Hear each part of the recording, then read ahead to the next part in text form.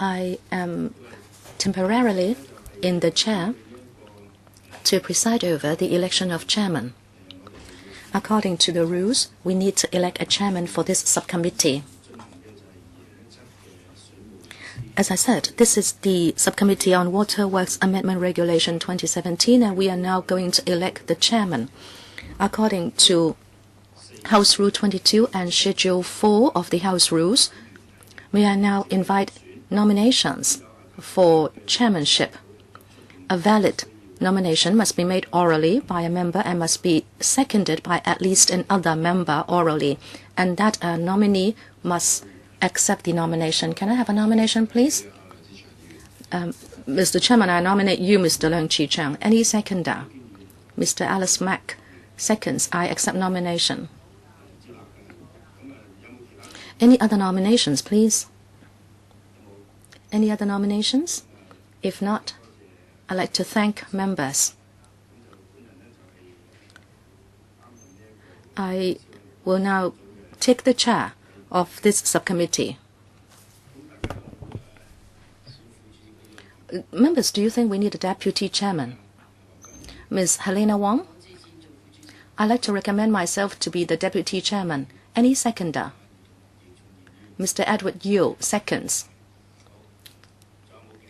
Any other nominations? If not, we'd like to thank you. The Honorable Helena Wong is returned the Deputy Chairman of the Subcommittee on Waterworks Amendment Regulation 2017. Thank you.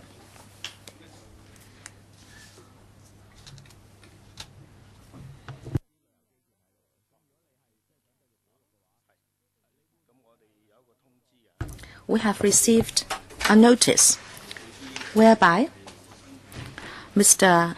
Edward Lau has informed the subcommittee that he will withdraw from the membership of this subcommittee. Thank you. Next, we'd like to invite the administration to come in.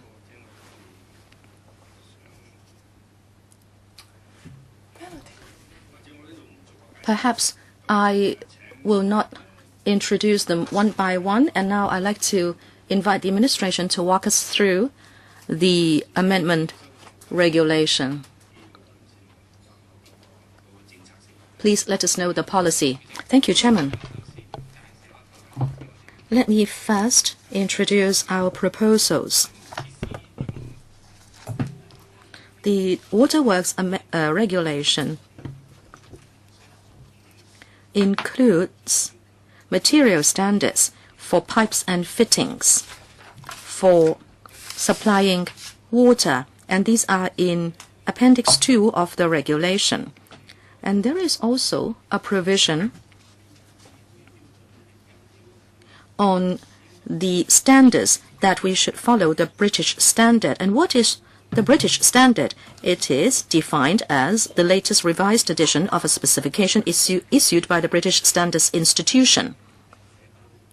And as it is written, the regulation is not meeting expectations because it says we should follow the latest revised edition of British standards. But then when the British standards are issued, then that means they should be immediately applied in Hong Kong. But it is not always possible for the industry to follow the latest standards because the components or other spare parts that are in Hong Kong may not be compliant with those latest standards. Secondly, at present, there are British standards that have been withdrawn. What the Water Supplies Department does now is to put the standards that are acceptable on the website of the WSD, and the industry is quite familiar with that. They would go to the WSD website to get to know what standards are now applied to Hong Kong. But then this approach itself is a little problematic, because if you do not follow the law and the requirements therein, well, you are contravening the law. Therefore, if they follow the standards published on the WSD website, and yet if the standards there are not listed in the laws, then people who follow those standards may still be breaching the law. That is why at the Commission of Inquiry into Excess Lead Found in Drinking Water report, there is a recommendation that we should update the relevant provisions in the WWR. The Development Bureau and the WSD looked into the situation, and they felt that there was an urgency for us to amend the regulation. This is why we have made this proposal and to introduce the Waterworks Amendment Regulation 2017. This amendment regulation seeks to do something about the standards now published on the website of the WSD and which are now followed by the industry. We'll just put those standards back into the schedule of the regulation. This is the main purpose of the exercise this time. But of course there are other relevant amendments as well. However, before we actually go into the regulation, I'd like to say that, as I said, at the Bills Committee on Waterworks Amendment Ordinance, actually the WSD has a plan to conduct a comprehensive review of the contents of both the WWO and the WWR, and that will be done in stages. But this one is urgent. That is why we have singled it out in a separate exercise. The next step will be for us to change our approach with regard to materials used in plumbing systems. And now, as I said, the materials and components are in Schedule 2 of the regulation, and every time there is an updating, we have to come to LegCo for negative vetting, and that is quite time-consuming. What we are thinking to do is that when we pass the amendment bill, we would authorize the Waterworks Authority to issue technical guidelines or practice guidelines so the industry can follow those. But to do that, we need to make quite a number of amendments to the ordinance itself, but that would be for the next step.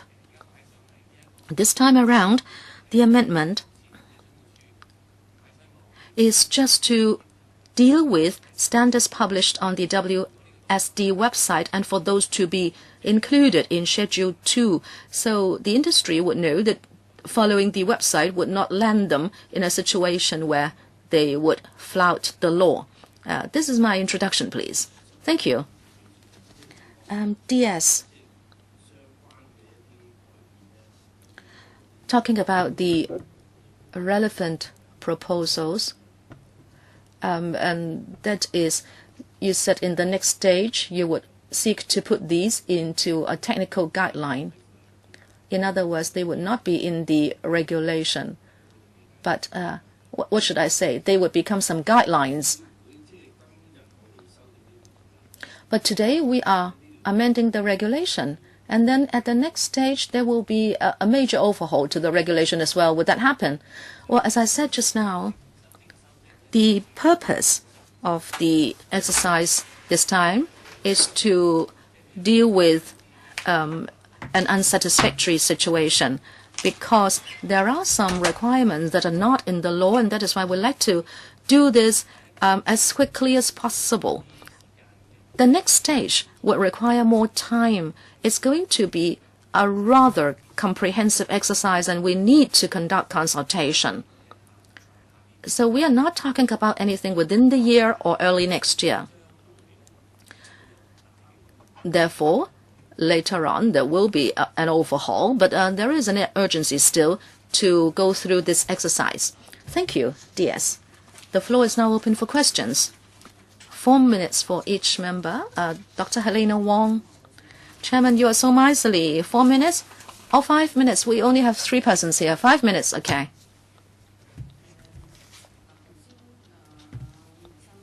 Mr. Mack said just now that this is a stopgap measure. You are going to issue technical guidelines later. Can I please know the timetable? As the chairman was asking you, would it be quite soon after this exercise, or would that take 8 to 10 years? Can I please know the timeline? At present, we have started the next stage in that it will not take 8 to 10 years.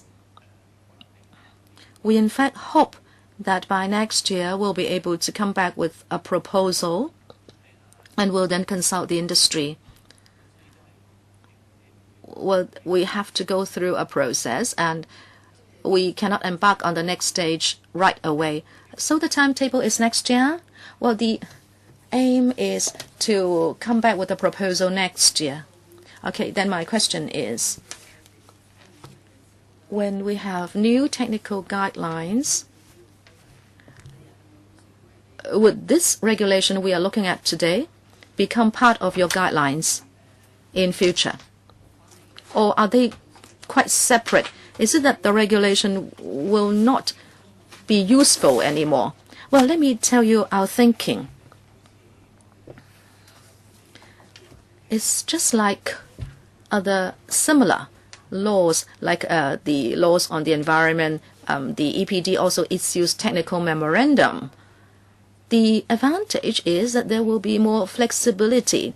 If there are new standards published, and if they can be immediately applied in Hong Kong, then the WA can issue a practice note or a similar document and circulate it to the industry, and it can come into operation immediately. The advantage is that there will be more flexibility. To answer Dr. Wong's question, the part that is in Schedule 2 now, will that become useless later? Well, the answer is no. Well, this is now on the website of the WSD, and what we have to do is just to include the same applicable standards in the technical guidelines. But of course, starting from today to next year, when we can in fact amend the ordinance, there will be an interim period, and in that interim period, some standards may have been updated. And if in the interim we cannot issue any practice note yet, then we will not be able to just follow Schedule 2. However, the principle is the same. Chairman, well, I need to clarify quite a few issues. We have the principal ordinance, which is being amended, the Waterworks Amendment Bill 2017. We have a Bills Committee on that. I'm also the Deputy Chairman of that Bills Committee. This one is the regulation.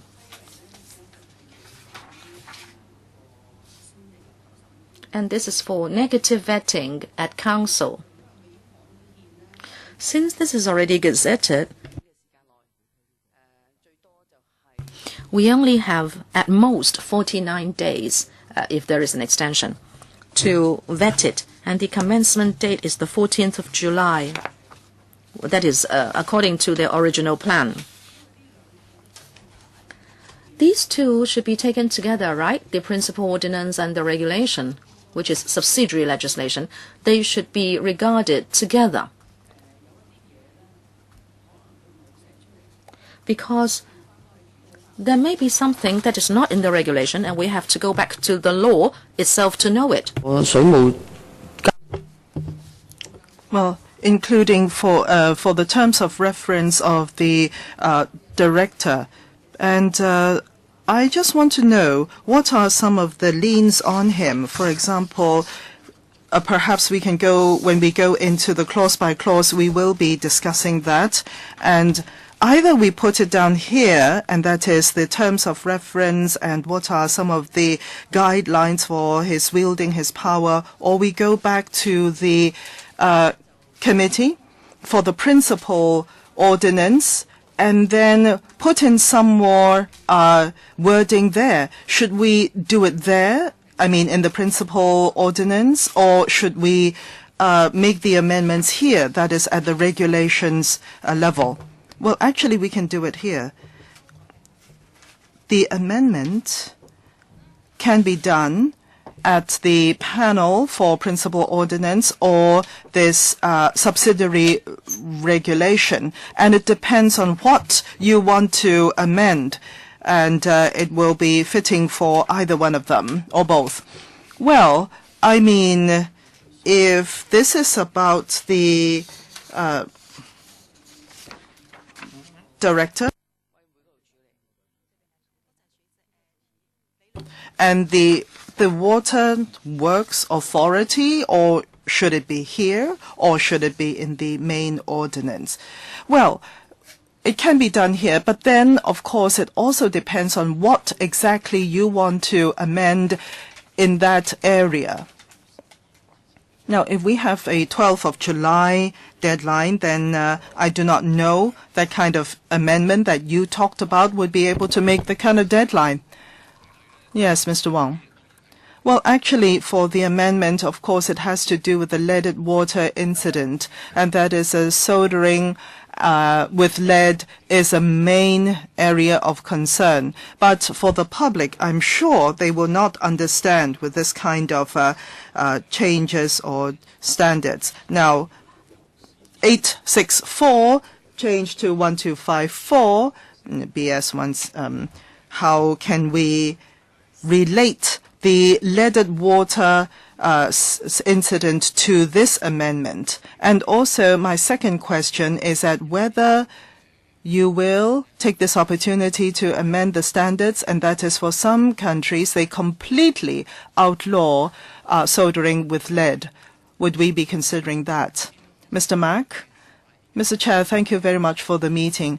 As I have said in the introduction at the beginning of the meeting today, perhaps I should repeat myself, and that is the amendment or proposed amendment for this time is for all the standards as contained in the department's website to put those into the Schedule 2 of this ordinance. I mean, that is the import. That is the reason.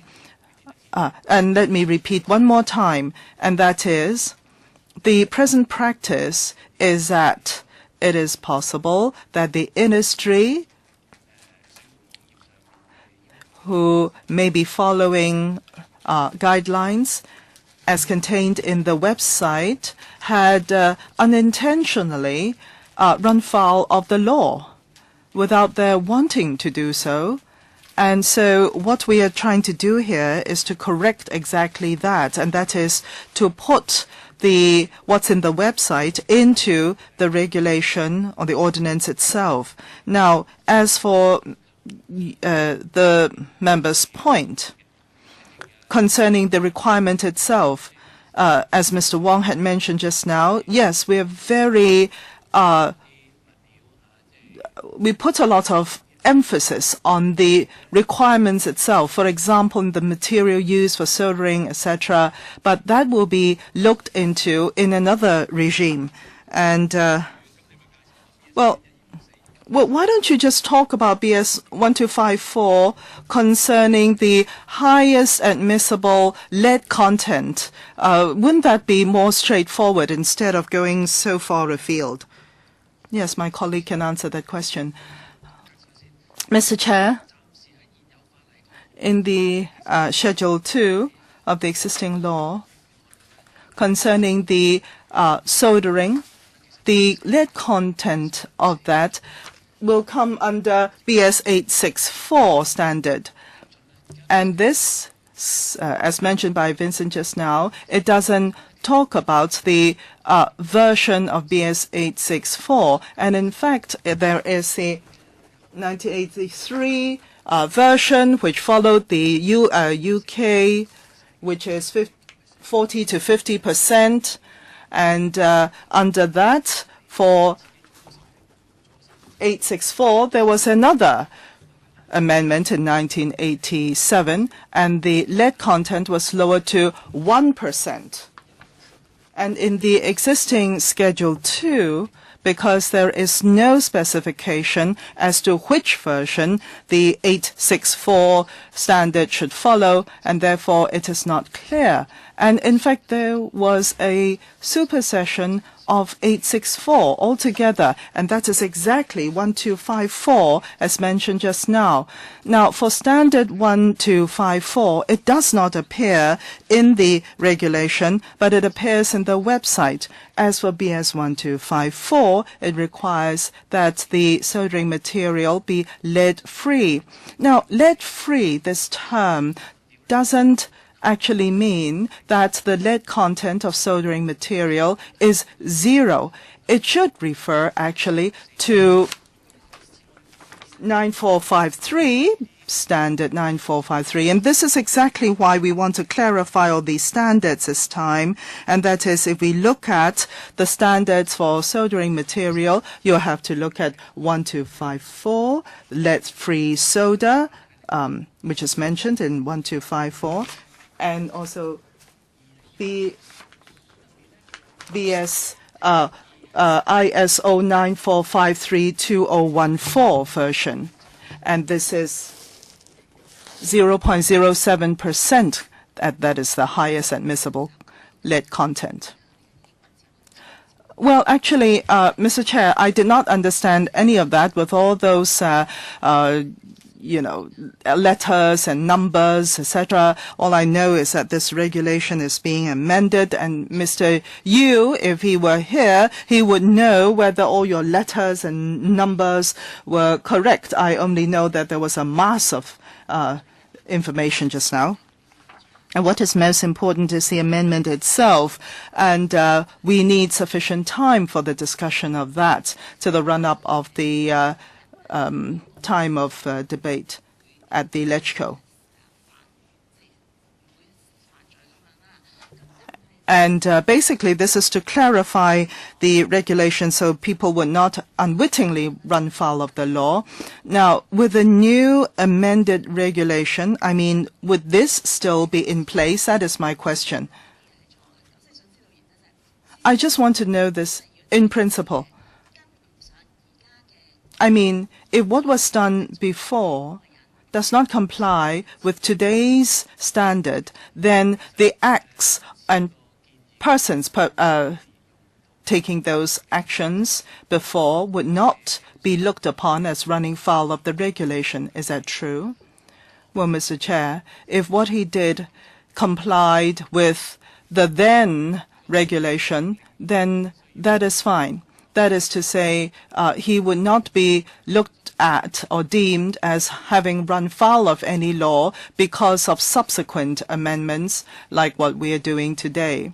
That is to say, to answer Ms. Mack's question, if at the time of action the action complied with the regulation and law, then that is fine. There is no running foul of the law. Well, this is what we most care about in the industry. We, of course, want to be compliant with international standards, but I'm asking whether there is any recourse to past actions. That's all. So, is there a timetable? Is there a timetable for the regulation for coming to the LegCo, please?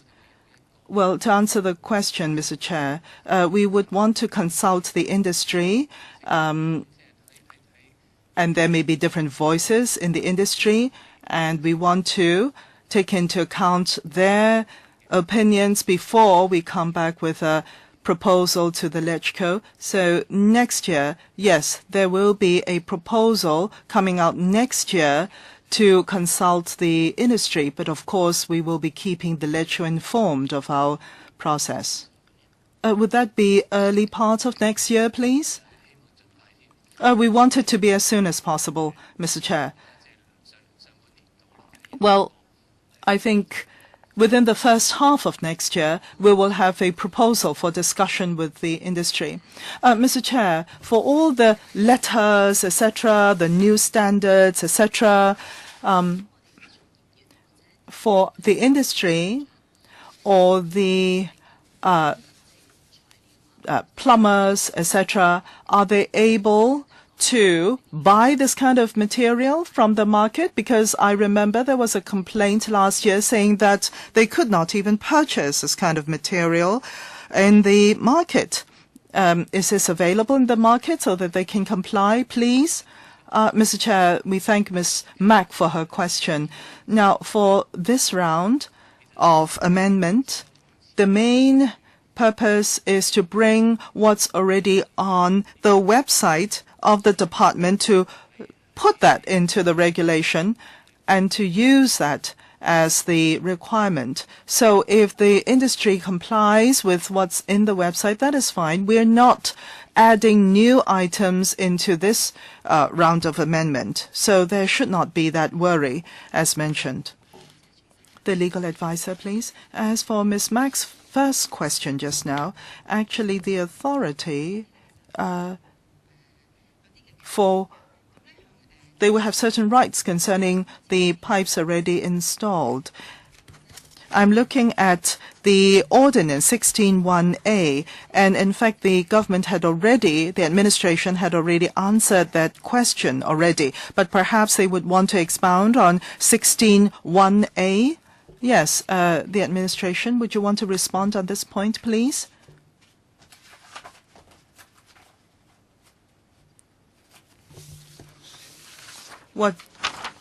Perhaps the Water Supplies Department's legal advisor will respond to that.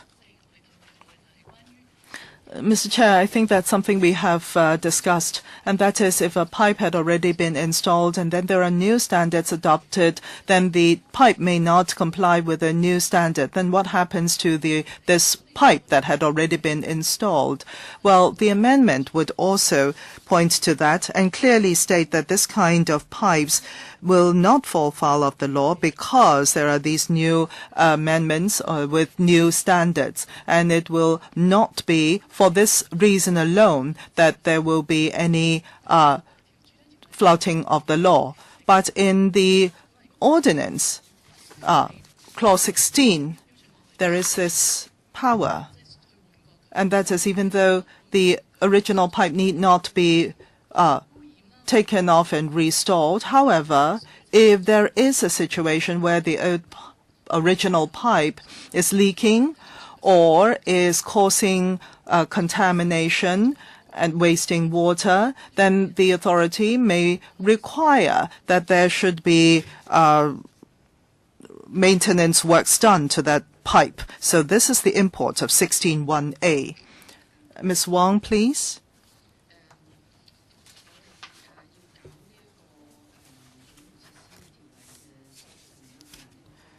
Now, for this Waterworks Regulations Amendment, it is basically because after the incident of leaden water, there had been a number of issues being unearthed, and therefore we want to maintain water safety. And this is, of course, in line with public interest, but I also see here that there are still a lot of loopholes for the proposed amendment, and I think we have to tread very carefully.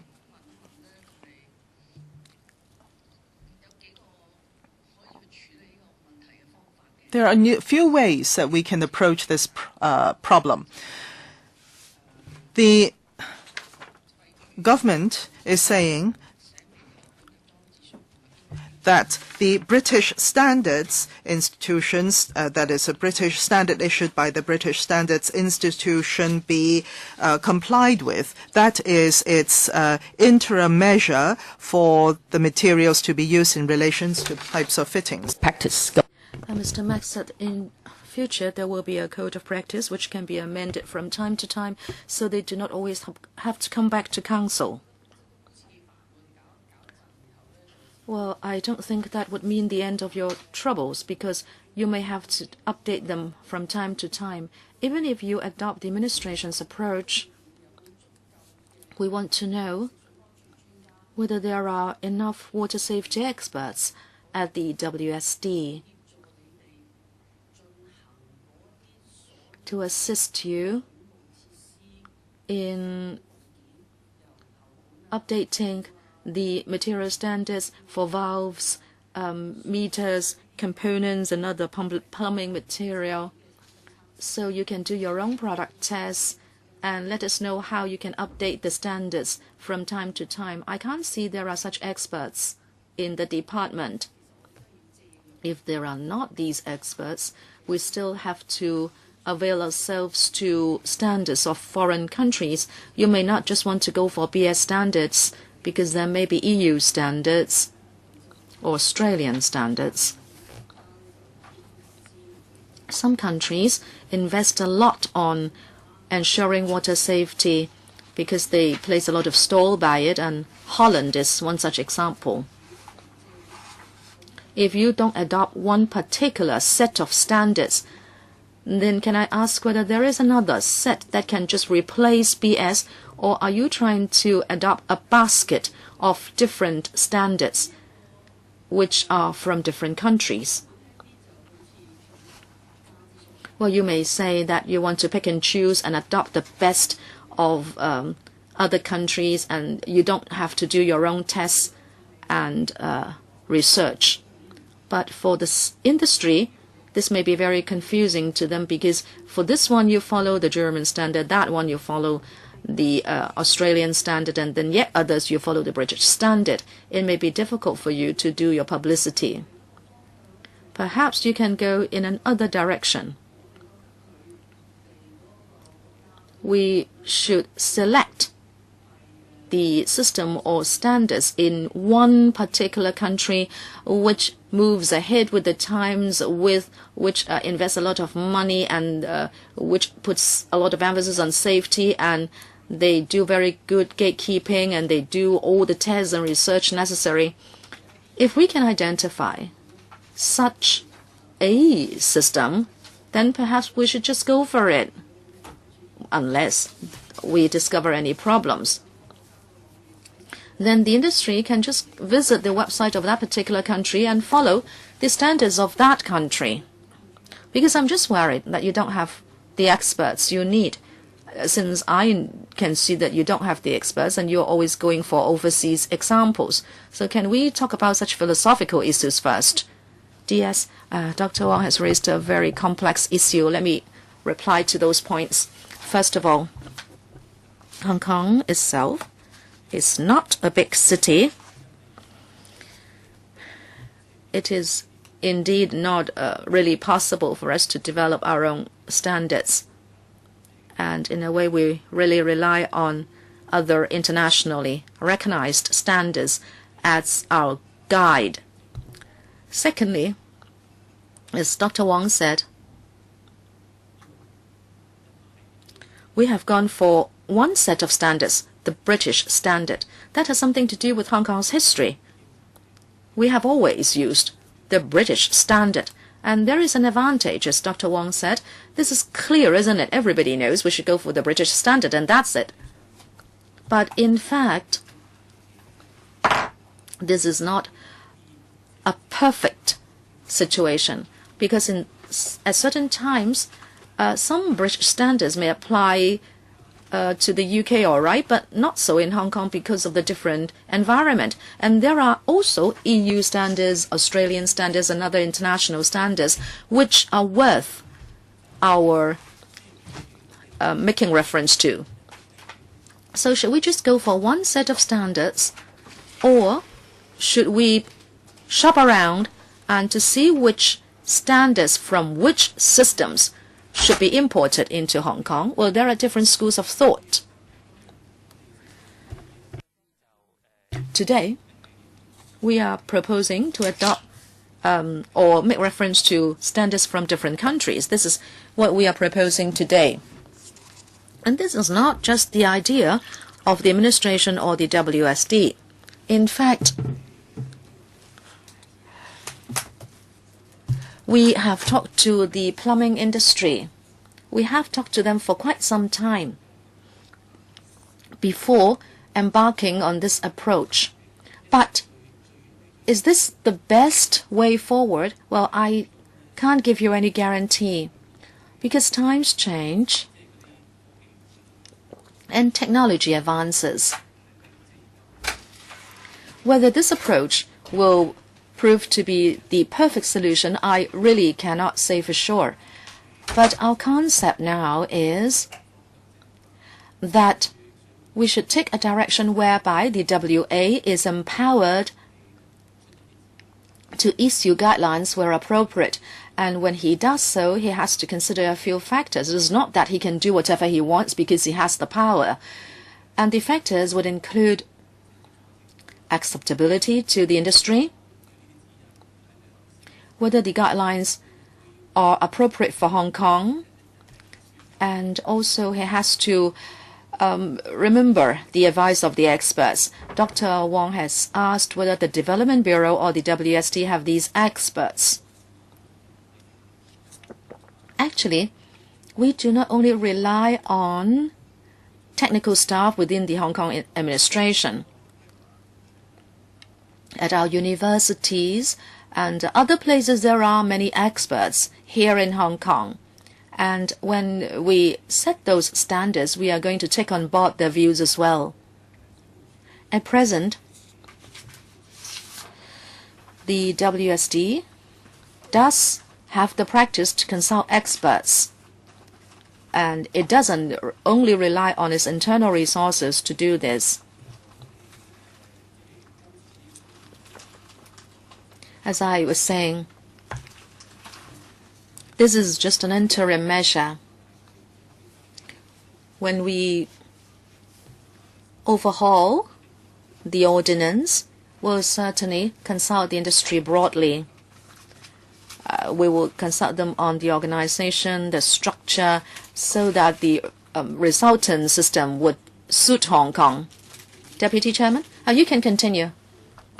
Mr. Edward Yu, do you have a question? If not, Dr. Wong, you can continue. Thank you, Chairman. Okay, that was my philosophical question. Well, from the reply, we know that there are other standards as well, and they are now trying to prepare a cocktail solution for us. I think in a minute, since the administration said it consulted the industry and academics, but that is not seen in the paper. The paper only talks about the technical side of things. I think what is reasonable is for us to do two things. One, for the administration to let us know how many sets of such standards are there internationally. In other words, how many countries invest money into research and studies and regulate components so that potable water is not contaminated. Let us know a comparison of these different sets of standards by juxtaposing the British standard with other standards, and tell us why we want to forego certain British standards even if we have adopted them for so many years.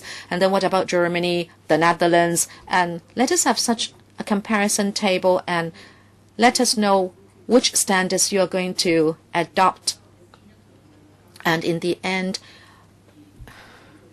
which countries' standards you have more or less adopted and the rationale for doing so. So councillors know what we are endorsing.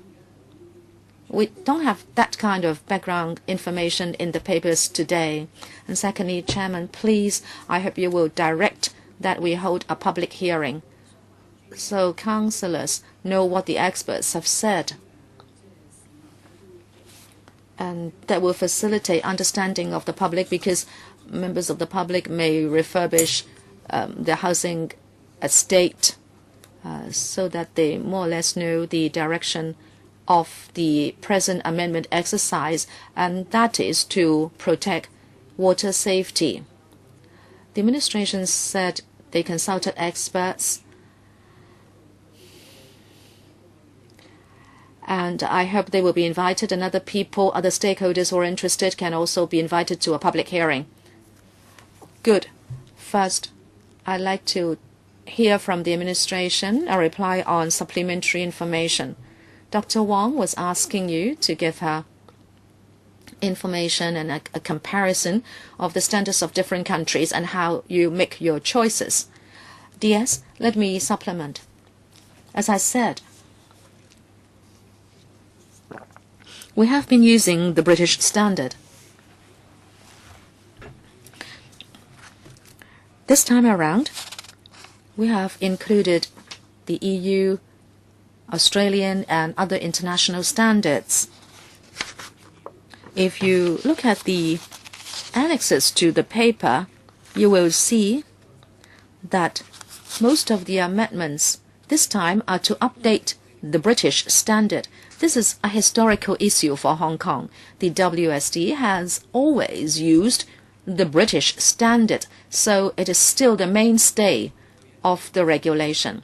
Once updating is done in Britain, and if we think that it can be applied to Hong Kong, we will adopt it immediately. And in fact, we don't always compare the standards. We don't do it whenever there is an updating of the British standard and do a comparison and then we adopt a certain standard. Because what I'm trying to say is we are still mainly following the British standard. But in certain situations, if we see there is an inadequacy, we would adopt other standards, including the EU standards. And perhaps I can say that sometimes one standard within the British standard system may not be there anymore, but then there is an EU standard which takes the place of that British standard. So we will adopt the EU standard. And what I'm trying to explain to Dr. Wong is that we can't always do a comparison. It is not always possible to make a comparison and then shortlist the standards and then adopt a particular one. Dr. Wong is asking us why you want to adopt BS 1254 and not others. It is because BSEN 545 may just simply replace an existing British standard, which is 47722, because it is no longer there. It is replaced by BSEN 545. So we just follow what the UK does.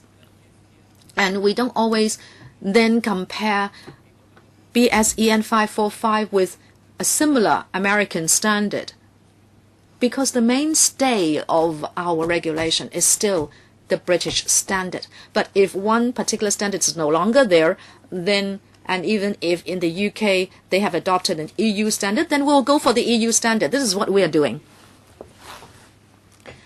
So the updating this time around is exactly to do this. Well, Deputy Chairman, the DS has explained. I think it is a technical issue. Do you still want that comparison table? I still want it. We have to be responsible counselors. If we say we support them or not support them doing something, we need to be able to explain why we do something. And this is going to be a cocktail meal, and there must be a policy logic to explain why we adopt certain things, and there must be transparency so members of the public can also know it. Please give us some supplementary information according to the request of the Deputy Chairman. Well, I think what I can do is let the subcommittee know which standard has replaced which other standard. Well, okay, then at least we are kept abreast of the situation. Chairman, if he is going to just list the standards, I would request what standard it is. Is it about regulating soldering material, hardness, whatever? Well, yes, we can do it because we are not technical people here. We are just applying common sense in helping to vet this regulation. Okay, the second question raised by you, Deputy Chairman, is about a public hearing. The clerk has told us that there is a slot at 8:30 on the 20th of June. That will be for the public hearing. If there are no other questions. No, there are questions. You want to end the meeting so soon? No. I was just saying that if there are no other policy questions, we can start clause by clause examination. Yes, DS, I'd like to ask whether we have enough time to scrutinize the regulation if we are going to have a public hearing on the 20th. Well, if we can look at the regulation itself today, then we will have enough time. But it depends what issues will be raised at the public hearing. Say if there will be a lot of reaction to the amendment regulation. But if it is generally acceptable to members, I'm sure we can take it to council. Right. The 20th, yes. I think we have sufficient time from June 20th onwards, and the Secretariat had looked into that. Yes, we have sufficient time. Ms. Wong, anything else? Yes. I would like to ask a question. Now, concerning safety for both potable water, I see Part 1 there talks about pipes and installations, and then taps and valves, and after that, let me take a look. And then there is Part 4 about the water supply system for hot water. And then it talks about flushing, water tanks, etc. Some seems to have nothing to do with safety of drinkable water. Well, Ms. Wong, since you are we're going to go clause by clause. No, Chair, I'm trying to point out the missing parts. What are the missing parts, please? Because it talks about water tanks and water drums. And you would remember, Mr. Chair, during the discussion on leadened water, we asked the EDB to go inspect water tanks at the schools. And it was found that at the kindergartens, the electric water heaters actually released lead into the water. And then there was a report after that, and there was actually inspections of 6 such tanks, and 5 were found to be substandard. And over the years since, I've been asking the government as to what regulations there are so to safeguard this kind of situation, that is, these heating devices releasing lead into the water. Now, I've also asked Mr. Coing Man in the verbal questioning session at the LegCo, asking him the same question, and the administration came back to say that there are actually no governing laws concerning these electric heating, water heating devices. And there is no testing for the water safety that is contained in these tanks. So why is this not included here? I mean, even flushing water for toilets is included in this amendment. Why not these heaters? Well, actually, these electric water heaters, Mr. Chair, there are many types. Some are self-heating, others have coordinated or other parts, and there is no standards internationally governing electric water, these water heating tanks. I just want to say that for this round of amendment, we are trying to put what's in the website of the Waterworks Department into this regulation. And this is the import of this round of amendments. And I have already told members before that we are indeed looking into these electric water heating tanks. There may not be an international standard for these water heaters, unlike pipes, for example. We have BSEN 545. There are standards for pipes and stainless steel pipes. For instance, we have another set of standards, but not for these electric water heating devices. And that's why if we have to come up with a standard for these devices, it will be complicated, and therefore we have not included this into this round of amendment. Mr. Chair, is it true that there are no standards internationally for the soldering or soldering material and the connection methodology or the metal or non-metal parts of these electric water heating devices? Are there no international standards or no standards internationally? I mean, they're on sold in the shops here in Hong Kong, and I know that there are these drinkable or potable water safety labels, right? Now, if there are these branded products, I'm sure there are standards at the factory and at the manufacturer level. It's not like a device that's put together at the back of Portland Street, and you really do not know what's been used as materials. If it's copper, if it's lead, then it can well undergo a lot of corrosion and release a lot of harmful materials into the water. I mean, we know of that. We've seen experiments.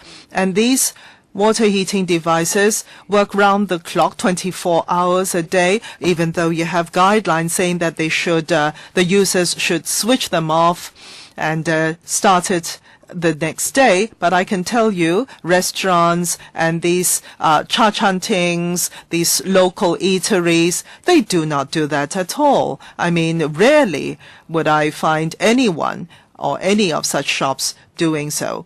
I mean, the offices, the restaurants, and all sorts of premises are using this kind of water heating devices, and they're releasing toxic heavy metals. If you do not regulate these now, I do not know, when you want to do it. Why don't you do it in one go in this round of amendment? What kind of toxic materials or metals cannot be used, and it should be able to withstand 100 degrees Celsius of heat and not release toxins into the drinkable water, etc. I mean, I've asked Mr. Cowingman, and he said, water is not food. He said that, he said water is not food. And we are exactly discussing that. So I'm asking the question, why does it not include electric water heating devices or tanks? Would you do that in the next year, next round? Mr. Chair, we have this thinking, and that is, first of all, for these Waterworks amendment regulation, whether it's regulation or ordinance, it's about waterworks. And these electric water heating tanks or devices, are they waterworks? Well, not all such devices are directly connected to the water pipe. Some of them are standalone devices. They have their own electric water heater to boil the water. They may not source the water from a particular source or pipe. So are these waterworks? We have to think through this.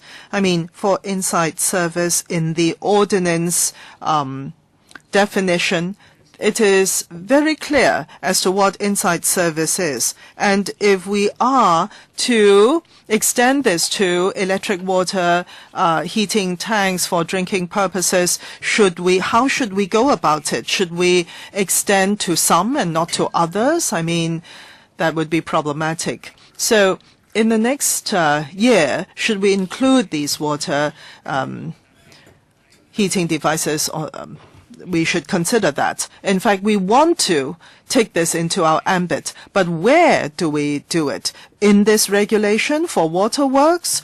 Or if in the future we have a, let's say, potable or drinkable water safety ordinance, would it not be more appropriate for that to be governed under that ordinance? Well, where should it fit? I think we should discuss this further before we can have an answer. But to answer the question, Mr. Chair's question as to whether the ordinance would extend the control to these devices, the intention is there on our part, but whether we can do it is up for discussion.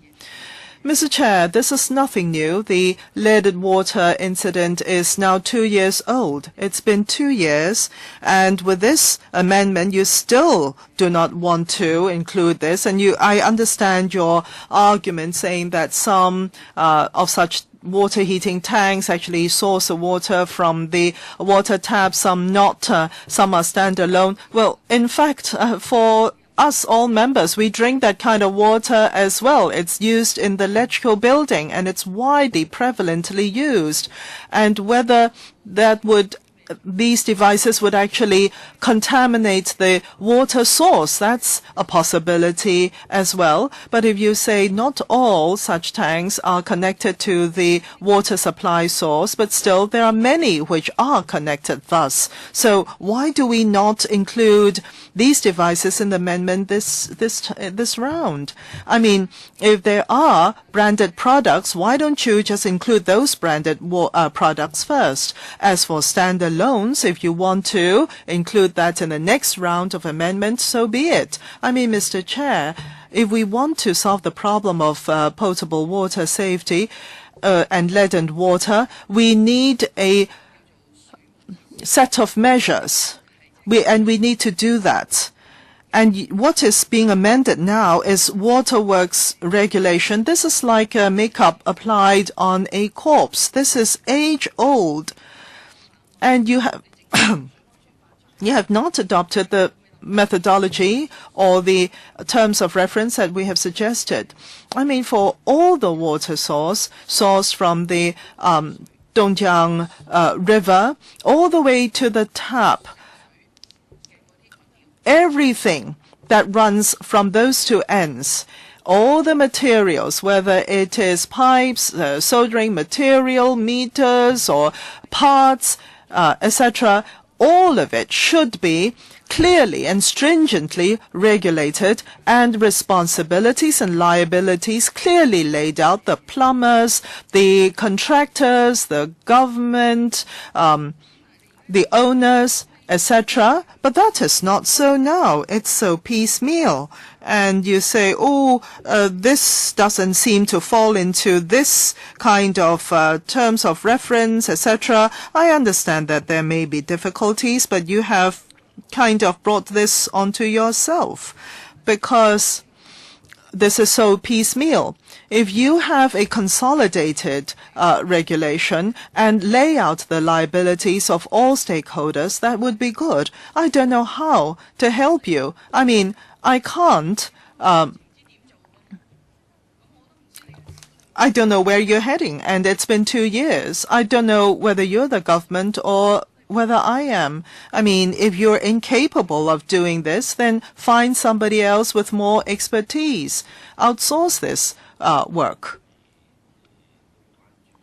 Well, I'm sure the administration, as the Deputy Secretary had mentioned, they are concerned and they would want to do something in this regard, but perhaps not in this regulation, because if the supervision of the facilities are to be enhanced, well, even for that, it cannot be achieved with this round of amendments. So this is the best they can do. Well, when will they be going about the extending it to the tanks?